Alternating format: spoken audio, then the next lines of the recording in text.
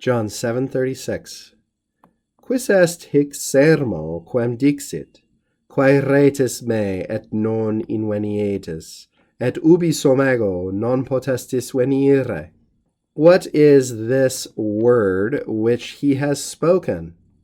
You will seek me, and you will not find me, and where I am, you will not be able to come. Most of this verse, that is the quotation beginning here all the way to the end, precisely repeats an earlier verse, so I will just let you look back a couple of videos earlier in order to see how everything works there. We might just note again, notice these indications of the future tense, which are really important for construing everything.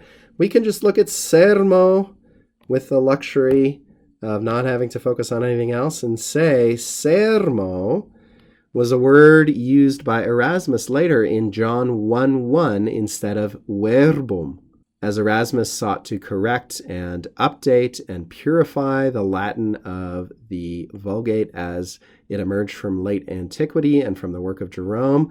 Sometimes he made substitutions which proved extremely controversial among other philologists and biblical scholars of his day, and this is a very famous case. A lot of people got very, very, very upset when verbum was replaced with sermo. Not in this particular verse, as I said, but at the beginning of the Gospel of John. It all seems a bit ridiculous from our vantage point because, in fact, sermo and verbum in this sense are perfectly legitimate synonyms. However, Erasmus had very detailed and very significant reasons for choosing sermo based on very slight shades of meaning. And Erasmus was a consummate philologist, so he knew what he was talking about.